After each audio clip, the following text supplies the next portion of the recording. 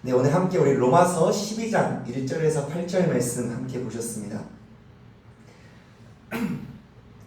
네, 어제까지 이제 말씀드렸다시피 어제까지가 이제 교리 부분이 끝났고요. 이제 오늘 12장부터는 이제 성도의 윤리에 대해서 이야기를 하고 있습니다. 그러니까 이제 성도라면 마땅히 행해야 될 바들을 이제 사도 바울은 이야기를 하고 있는 것입니다. 그래서 오늘은 이제 첫 번째 윤리와 두 번째 윤리에 대해서 우리가 좀 함께 알아보려고 합니다. 네, 첫 번째 윤리를 먼저 말씀드리면은 1절과 2절은 이제 예배에 대해서 이야기를 하고 있습니다. 그래서 성도가 행해야 하는 첫 번째 윤리가 뭐냐 하면 바로 예배라는 것을 이야기를 하고 있습니다. 당연한 것이 사람을 주님께서 창조하신 목적이 나를 찬송하게 하려 함이라 말씀하시죠. 이 찬송이 예배죠. 그러니까 성도가 가장 먼저 해야 되는 것이 뭐냐? 이제 우리가 믿었다 하면은 가장 먼저 해야 되는 게 뭐냐 하면은 예배하는 것. 이것이 성도가 해야 되는 것이라고 사도 바울은 오늘 본문을 통해서 이야기를 하고 있습니다. 우리 1절 말씀 한번 예배가 어떤 것인지 한번 읽어보겠습니다. 시작. 그러므로 형제들아 내가 하나님의 모든 자비하심으로 너희를 권하노니 너희 몸을 하나님이 기뻐하시는 거룩한 산 제물로 드리라. 이는 너희가 드릴 영적 예배니라. 아멘. 네, 이는 너희가 드릴 영적 예배니라 하면서 예배가 무엇인가 사도 바울이 이야기를 하고 있습니다. 네, 1절을 시작하면서 그러므로 라는 표현을 시작합니다. 그러므로라는 것은 앞에 무슨 내용이 있었고 그렇기 때문에 우리가 예배를 해야 된다라고 이야기하고 있기 때문에 우리 앞에 내용도 한번 살펴보겠습니다. 어제 함께 살펴본 내용인데 35절 36절 11장 35절 36절 한번 읽어보겠습니다. 시작. 누가 주께 먼저 드려서 갚으심을 받겠느냐? 이는 만물이 주에게서 나오고 주로 말미암고 주에게로 돌아감이라. 그에게 영광이 세세히 있을지어다. 아멘. 그러니까 35절에서 이야기를 하고 있는 거죠. 누가 주께 먼저 드려서 주께 갚을 수 있겠냐? 어제 말씀드렸다시피 모든 것이 다 주님으로부터 나왔기 때문에 우리는 주님께 드릴 수 있는 것이 없다. 사도 바울이 이렇게 이야기를 하고 있는 것입니다.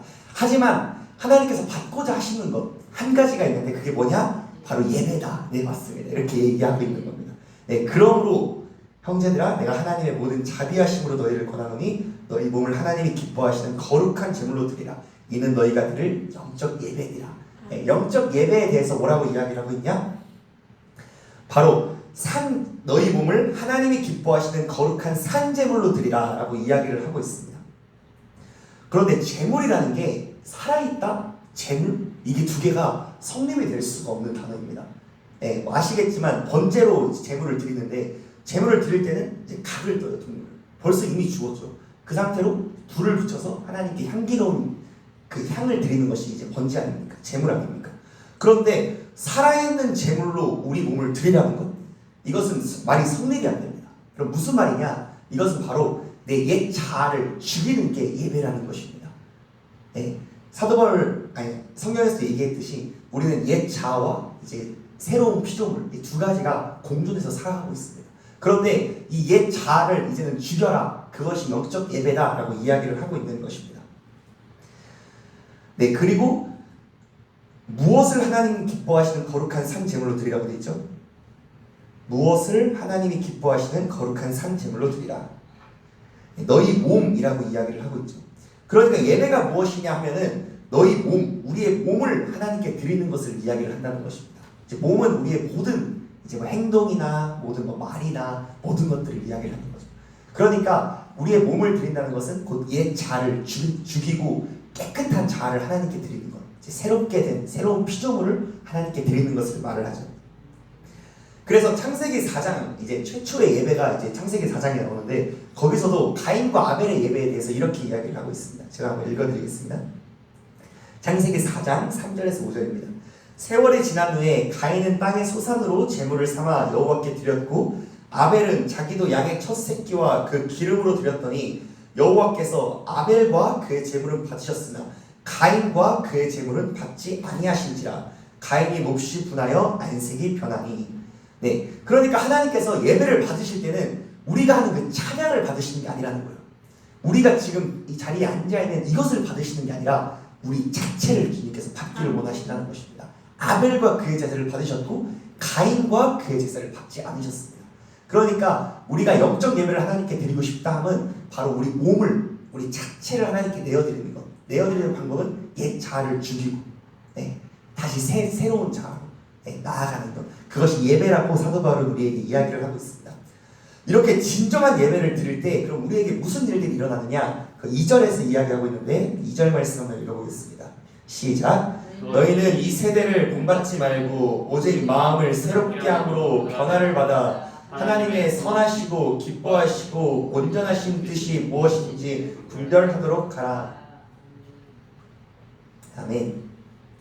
네, 2절에서는 예배의 유익 세 가지를 이야기를 하고 있습니다. 첫 번째는 앞부분에 나오는 너희는 이 세대를 본받지 말고 라고 이야기를 하고 있습니다. 우리는 이 세상 속에 살아가는 사람들이기 때문에 어쩔 수 없이 세상을 본받을 수밖에 없습니다. 금묵자흑이라고 하지 않습니까? 흙 안에 있으면은 흙을 가까이 하면 나도 흙이 되는 게 너무 당연한 거예요. 그러니까 세상 가운데 있으면은 우리는 당연히 세상을 따라가게 돼 있어요. 세상 유행을 따라가게 돼 있고 물질 만능주의, 외모지상주의 이런 것들을 따라가게 돼 있다는 거예요. 하지만 우리가 진정한 예배를 드리면은 이 세대를 본받지 않게 하겠다. 사도 바울은 이렇게 이야기를 하고 있는 것입니다. 왜 그러냐면은 예배의 구성이 무엇입니까? 찬양하고 말씀 듣고 기도하고 이런 것들 아닙니까? 그런데 디모데후서 5장 4절인가요? 거기 보면은 하나님의 말씀과 기도로 거룩하여짐이라 이렇게 이야기를 하고 있잖아요.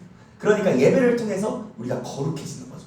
그러니까 이 세대를 본받지 않게 되는 것입니다. 거룩이라는 것은 곧 구별됨을 이야기하니까 금묵자흑, 이 흙 안에 있지만 우리는 구별되어 있기 때문에 그 흙이 묻지 않게 하나님께서 예배를 통해 우리를 지키신다는 것입니다.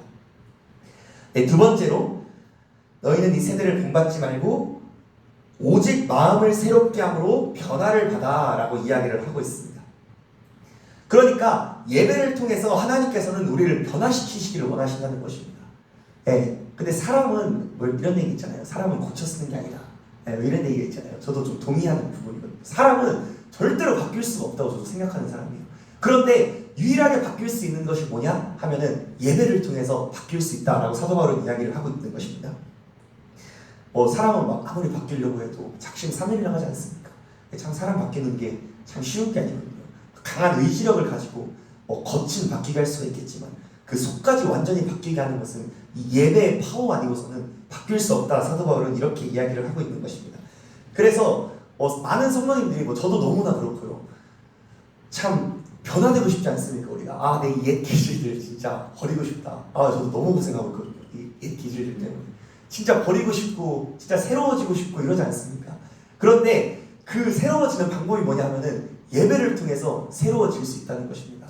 그런데 내가 예배를 드리는데도 새로워지지 않아. 그러면은 예배가 문제건 내가 문제건 둘 중에 하나가 문제거든요. 그러니까 이건 좀 생각해야 될 부분입니다. 예배가 문제일 것 같지는 않고 아마 예배에 임하는 내 태도가 아닐까. 말씀을 준비하면서 조금 많이 생각해 보게 됐습니다. 분명히 성경에서 이야기를 하고 있습니다. 예배를 드리면 너희를 변화시켜줄게. 그 시간을 통해 너희를 변화시켜줄게 말씀을 하시는데 우리가 변화되지 않는다면 우리가 과연 예배에 진심으로 임하고 있는가? 진짜 몸을 드리는 예배를 드리고 있는가? 이걸 한 번 더 검토해보는 우리가 되기를 소망합니다. 네, 예배를 드릴 때 세 번째 유익은 우리 변화를 받아 하나님의 선하시고 기뻐하시고 온전하신 뜻이 무엇인지 분별하도록 하라 라고 이야기를 하고 있습니다. 그러니까 예배를 드리면은 하나님의 온전하신 뜻을 알게 된다는 것입니다. 예배는 하나님의 뜻을 알게 되는 시간이기 때문입니다. 예배라는 것이 우리가 여러분 정말 전 너무 존경스러운데 새벽에 나오시는 분들이 새벽부터 일찍 일어나셔가지고 진짜 예배에 나오는 것 같지만 사실 하나님께서 부르시지 않으면 우리가 하나님께 나아갈 자가 아무도 없습니다. 이 꽃과 나비의 비유라고 하는데 이제 나비가 이렇게 날아다니다가 꽃 향기를 맡았어요. 꽃 향기를 맡아가지고 그 꽃에게 가게 됐어요. 나비가. 그러면은 나비는 얘기하겠죠. 내가 꽃을 찾아왔어 라고 이야기를 하겠지만 사실은 그렇지 않습니다. 그 꽃이 이미 이 향기를 내뿜었던 거예요. 그래서 나비를 이끌어왔던 겁니다. 이게 사실인 거예요. 그러니까 우리 발로 하나님께 나온 것 같지만 하나님께서 우리를 부르신 겁니다. 그래서 예배에 나오게 된 것입니다. 하나님께서 우리를 예배의 자리에 부르시는 이유가 뭐냐 하면은 하나님의 뜻을 말씀하기 위해서 부르신 것입니다. 그래서 저는 제 신앙 철학 중에 하나가 내가 드리는 그 예배의 장소에서 그 말씀이 뭐 어떠한 메신저를 통해서 전파되든 그 말씀 속에서 내게 주시는 말씀이 단 한 가지라도 있다. 저는 이게 있거든요. 그러니까 참 저도 뭐 어떤 교회에 가서 예배 드려보면은 특별히 뭐 기도원이나 이런 강사 목사님들 예배 드려보면은 대부분 다 예배들이 은혜스럽고 말씀들이 좋지만 어떤 강사님 말씀은 진짜 안 들리는 말씀들이 있어요. 저게 무슨 말씀하고 싶으신 거지? 그래서 막 안 들리는 말씀이 있는데 주의 깊게 그래도 계속해서 들으면은 한 가지는 하나님께서 저 말씀을 내게 하길 원하셨구나. 이게 꽂히는 게 있다는 겁니다. 모든 예배가 그렇습니다. 오늘의 제 설교 너무 부족한 설교지만 제 설교 속에서도 하나님께서 각 사람에게 주시는 말씀들이 있을 거고 우리 한승민 목사님, 전수혜 목사님 설교는 말할 것도 없고 그래서 하나님께서 내게 주시고자 하시는 말씀이 무엇인가 하나님의 온전하신 뜻이 무엇인가 이 말씀을 통해서 분별하는 우리가 되기를 원합니다. 네, 이것이 성도의 첫 번째 윤리입니다. 바로 예배. 우리가 해야 되는 것이 뭐냐? 성도가 되었다면 해야 되는 것이 뭐냐? 바로 예배라는 것입니다. 이어서 두 번째 윤리에 대해서 이야기를 하고 있습니다. 두 번째 윤리는 교회를 세우는 것, 교회의 덕을 세우는 것에 대해서 이야기를 하고 있습니다. 교회의 덕을 세우는 게 뭐죠, 여러분? 은사죠, 은사. 그래서 사도 바울은 3절에서 8절을 통해서 이 은사에 대해서 이야기를 하고 있습니다. 우리 3절 말씀 한번 읽어보겠습니다. 시작. 내게 주신 은혜로 말미암아 너희 각 사람에게 말하노니 마땅히 생각할 그 이상의 생각을 품지 말고 오직 하나님께서 각 사람에게 나누어 주신 믿음의 분량대로 지혜롭게 생각하라. 아멘. 마땅히 생각할 그 이상의 생각을 품지 말고 라고 이야기를 하고 있죠. 그러니까 이제 우리가 이 은사를 가지고 사역을 해야 되는데 먼저 우리가 선행해야 될 것이 있습니다. 그것이 뭐냐 하면은 마땅히 생각할 그 이상의 생각을 품지 말아라 이것입니다. 하나님께서 교회를 4절 5절도 한번 읽어볼까요? 먼저 4절 5절도 한번 읽어보겠습니다. 시작. 우리가 한 몸에 많은 지체를 가졌으나 모든 지체가 같은 기능을 가진 것이 아니니 이와 같이 우리 많은 사람이 그리스도 안에서 한 몸이 되어 서로 지체가 되었느니라. 아멘. 네, 하나님께서 우리를 교회에 부르실 때 예수 그리스도는 머리, 우리는 지체로 부르셨습니다. 그래서 어떤 사람은 뭐 손의 역할을 할 수도 있고 어떤 사람은 뭐 가장 중요한 심장의 역할을 할 수도 있고 뭐 다리의 역할을 할 수도 있고 뭐 발의 역할을 할 수도 있고 하나님께서 우리를 지체로 부르시고 각자에게 역할을 주셨습니다. 역할을 주셨다는 것은 무슨 의미냐면은 나 혼자 다 할 수가 없다는 거예요. 그래서 3절에서는 마땅히 생각할 그 이상의 생각을 품지 말아라 라고 이야기를 하고 있는 것입니다. 그러면서 뒤쪽에 보면은 하나님께서 각 사람에게 나누어 주신 믿음의 분량대로 지혜롭게 생각하라 라고 이야기를 하고 있습니다. 그러니까 지혜로운 생각이 뭐냐? 내가 교회를 다 맡아서 해야지. 이건 지혜로운 생각이 아니라는 것입니다. 할 수도 없고 막 저도 사실 예전에는 욕심이 있어가지고 막 제가 다 하고 싶었어요. 교회를 다 하고 싶고 막 나중에 사역하면은 막 혼자 막 축사도 하고 막 예언도 하고 말씀도 너무 잘 전하고 찬양도 너무 잘하고 막 이런 목사님 되고 싶었거든요 사실. 근데 그게 아니라는 것입니다. 교회는 그렇게 돌아가는 것이 아니라 내게 주신 은사가 있고 이분에게 주신 은사가 있고 이분에게 주신 은사가 있고 은사가 달라서 각각 교회를 세워가는 것이 지체된 우리가 해야 될 것이다. 사도 바울은 이야기를 하고 있는 것입니다. 네, 그래서 우리가 중요한 것은 누구의 것을 부러워할 필요가 없다라고 이야기를 하는 것입니다. 네, 저도 참 부러워하는 분야들이 사실 많아요. 저도 좀 욕심이 많은 사람이어서 특별히 영적 욕심이 굉장히 많은 사람이어서 저 사람을 보면 저 모습이 참 멋져 보여서 나도 하고 싶고 저 사람 보면 저 모습이 너무 멋져 보이고 막 너무 하고 싶거든요. 막 우리 권사님 보면은 참 요리도 얼마나 잘하시고 섬겨주시고 우리 고준정 권사님은 항상 밝게 이렇게 품어주셔가지고 얼마나 교회 오면 밝고 좋은지 한철 선생님 모든 사람에게 친절하시고 이게 다 이렇게 장점들이 있잖아요. 이것들을 발휘해가지고 우리가 교회를 이렇게 세워나가야 됩니다. 저 사람 것도 부럽고 물론 뭐 본받기 위해서 노력할 수도 있지만 그건 그 사람의 고유의 특성이기 때문에 그 사람 이상으로 하기는 참 어렵다는 것입니다. 그래서 그걸 인정하고 나는 부족하기 때문에 이 부분에서 저분의 도움을 받아야지 이 부분에서 저분의 도움을 받아야지 우리가 협력해서 선을 이뤄야지 이렇게 돼야 된다는 것입니다. 네, 우리 6절에서 8절 말씀 이제 본격적으로 은사에 대해서 한번 알아보겠습니다. 6절에서 8절 말씀 읽어보겠습니다. 시작.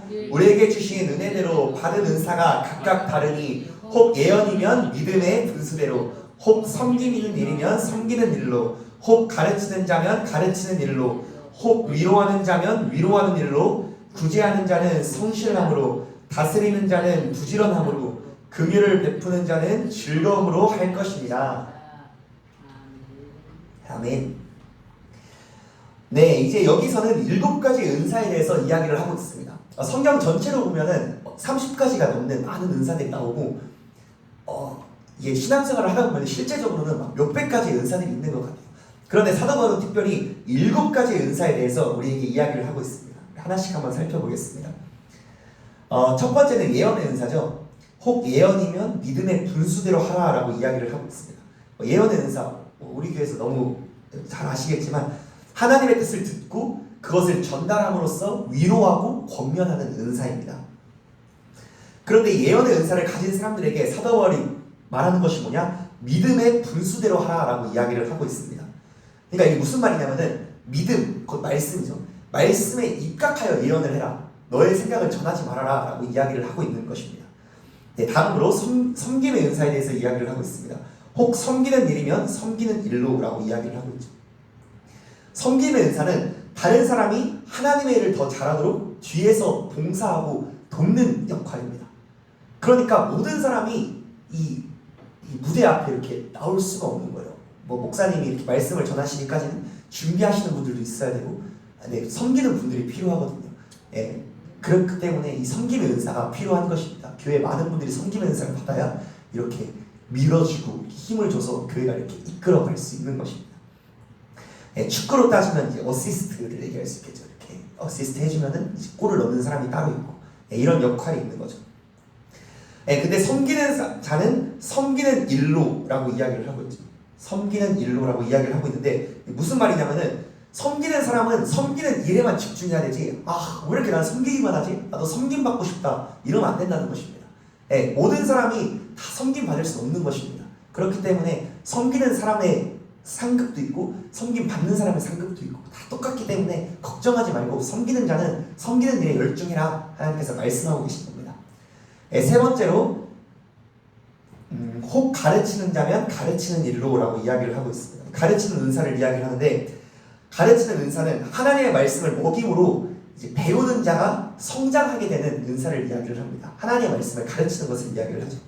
그러니까 가르치는 자는 가르치는 일에만 집중을 해라. 이것은 무슨 말이냐면 내가 가르치는 데 열중해가지고 막 스스로 마음에 드는 거예요. 내 가르치고 막 내 설교가 마음에 들고 이래가지고 그 사람을 내 제자로 삼고 막 이러면 안 된다는 것입니다. 가르치는 자는 오직 하나님의 뜻이 무엇인가 분별하여 그것을 전하는 데만 집중해라. 하나님의 뜻을 전하는 데만 집중하지 너의 생각 이야기하지 말고, 너의 제자 삼는 데 집중하지 말고, 너의 세력 형성하는 데 집중하지 말고 가르치는 데만 집중해라. 사도 바울이 이야기를 하고 있는 것입니다.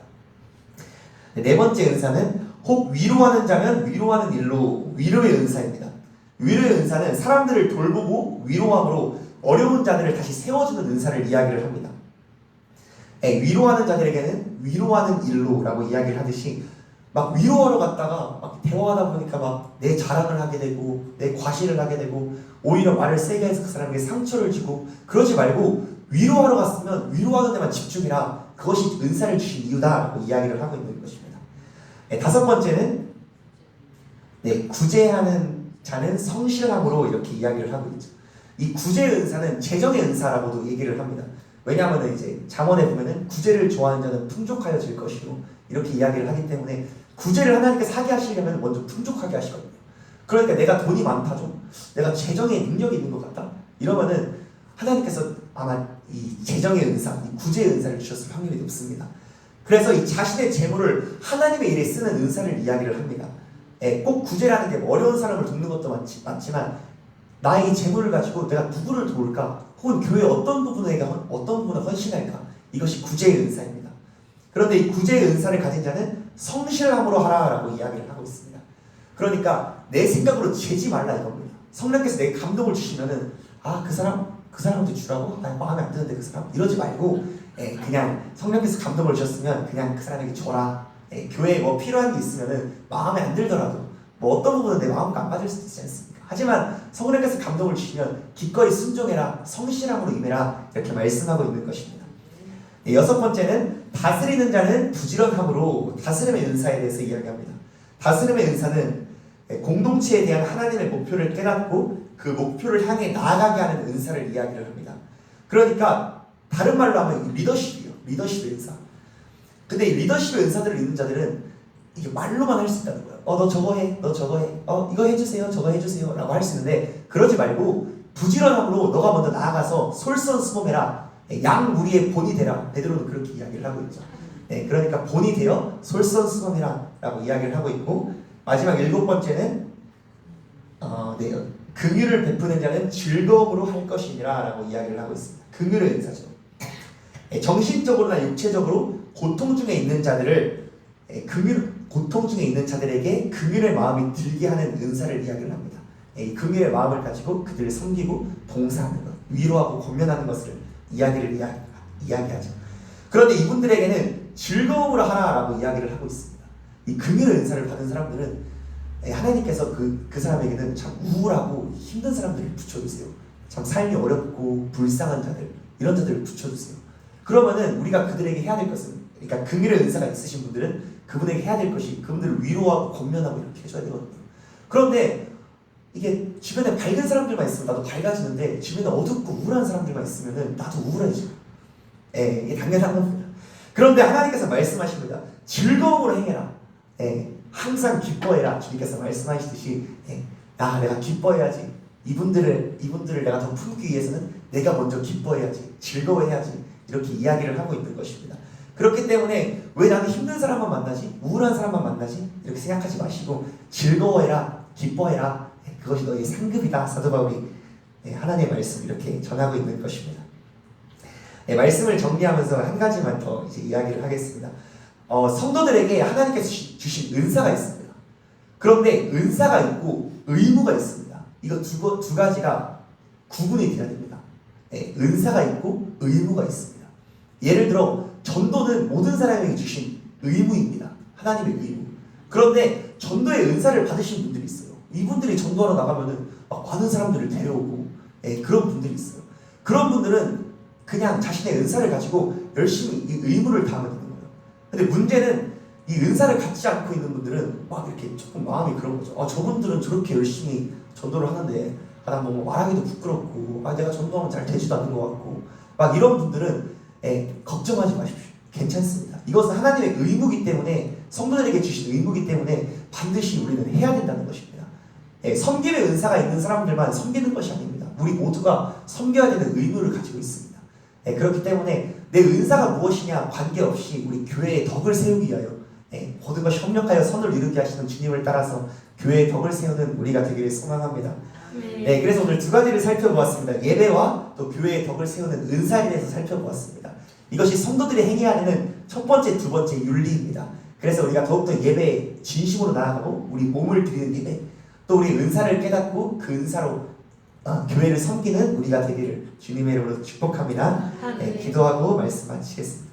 사랑해 주님 감사합니다. 오늘 우리가 주님께 예배하는 것, 또 은사로 사역하는 것, 이것들이 얼마나 중요한지에 대해서 배웠습니다. 하나님, 예배와 은사를 우리가 소홀히 하지 않도록 도와주시고 이것들로 교회의 덕을 세울 수 있도록 주님 도와주시옵소서. 감사합니다. 예수님의 이름으로 기도합니다. 아멘. 하늘에 계신 우리 아버지여, 이름이 거룩히 여김을 받으시오며 나라의 마옵시며 뜻이 하늘에서 이룬 것 같이 땅에서도 이루어지이다. 오늘날 우리에게 일용할 양식을 주옵시고 우리가 우리에게 죄 지은 자를 사하여 준 것 같이 우리의 죄를 사하여 주옵시고 우리를 시험에 들게 하지 마옵시며 다만 악에서 구하옵소서. 나라와 권세와 영광이 아버지께 영원히 있사옵나이다. 아멘.